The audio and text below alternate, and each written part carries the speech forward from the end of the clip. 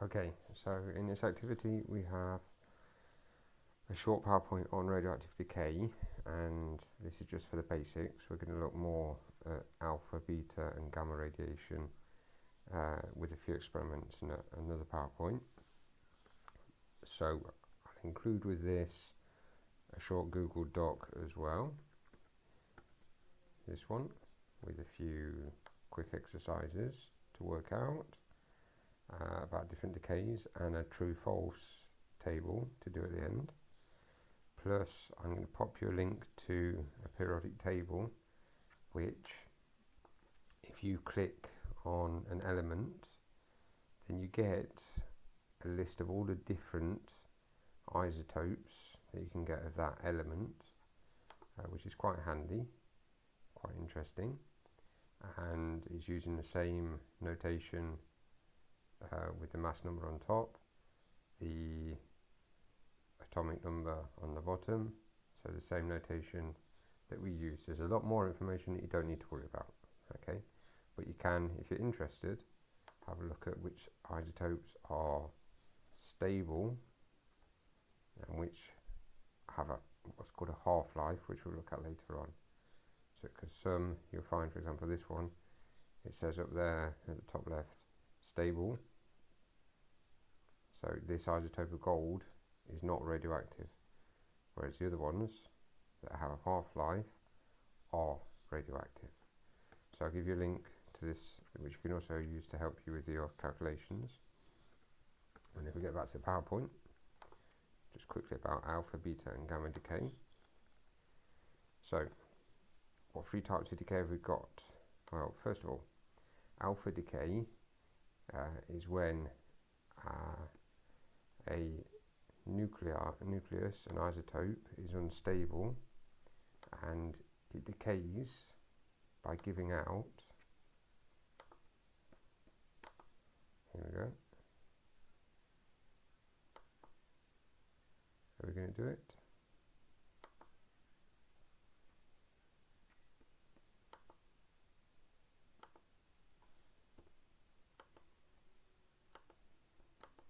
And the animation is not happening. Fantastic. Let's just try opening up this PowerPoint again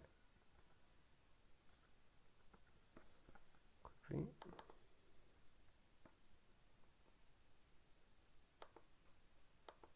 I'm including PowerPoints as well, if you can run them on your computer. So,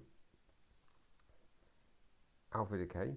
So some nuclei are unstable and they will spontaneously, which means that we cannot affect when it's going to happen.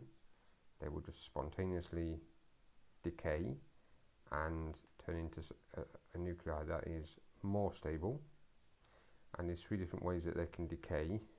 Alpha decay is where, for example here, uranium nucleus has decayed by giving out an alpha particle, which is it's got two neutrons and it's got two protons, which is actually a nucleus of the helium atom, and that's ejected from the nucleus of the uranium atom, and it turns into a different element, a different isotope of a different element, which is probably more stable than the original uranium nuclei.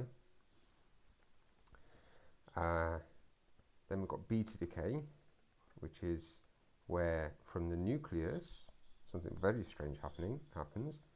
An electron, and remember we don't have electrons in the nucleus normally, we just have protons and neutrons, but what happens is that a neutron in the nucleus becomes unstable and turns into a proton. And in the process of turning into a proton, it spits out, or it ejects, a beta particle. That beta particle is an electron.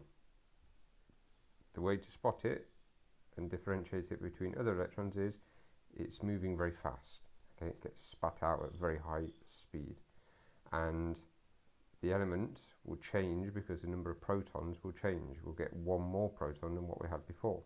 So here we've got carbon, which has got 6 protons. Now we've got nitrogen, which has 7 protons. So the element will change. The last radioactive decay we have is gamma emission, where sometimes these nuclei, once they've gone through alpha or beta decay, they're left with a bit too much energy. They're what we call excited. So to get rid of that energy, to de-excite and become more stable, they eject energy, pure energy, in the form of gamma ray radiation. So this is not, there's no mass here, this is electromagnetic radiation, but it's very high energy electromagnetic radiation. Remember, gamma rays are at the very high end of the scale of electromagnetic radiation, above X-rays. So the most energetic, the highest frequency, shortest wavelength electromagnetic radiation. So these are the three different decays that can happen. So what happens to the nucleus or the isotope? Here I've got uranium-238, which has 92 protons, but you can see it's got well over 100 neutrons. This isotope of uranium is unstable. So what happens is it ejects an alpha particle which has 4 nucleons, 4 protons and neutrons altogether, and 2 protons. So 2 neutrons, 2 protons. So the mass number decreases by 4. The atomic number or proton number decreases by 2. So the uranium becomes a new element, thorium.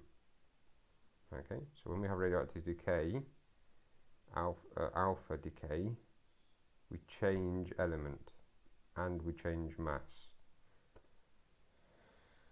Okay, which is what the alchemists hundreds of years ago always wanted to do. Wanted to change lead into gold. But if you check out your periodic table, you can see why that's not going to happen. So, beta particle, what happens is a beta particle hasn't got the mass of a nucleon or a particle that makes up the nucleus, so the mass of the nucleus doesn't change. However, one neutron has turned into a proton, so the proton or atomic number increases by 1. Okay, mass number stays the same and the atomic number increases by 1 more proton. So we go from one element to another again, change element from carbon to nitrogen. And the beta particle will have a mass number of 0 and it will have a proton number of -1 to make all this add up. Gamma radiation is electromagnetic radiation. It's not a particle. So an excited atom that's probably undergone some other kind of radioactive decay is giving out energy, but is not giving out any mass. It's not giving out a particle. So what happens here is my cobalt-60 has undergone beta decay, turned into nickel-60. The nickel has got a bit of extra energy, excess energy. So to become more stable, it gives out that excess energy. There's gamma radiation here, but it is still nickel-60. It does not change into a new element.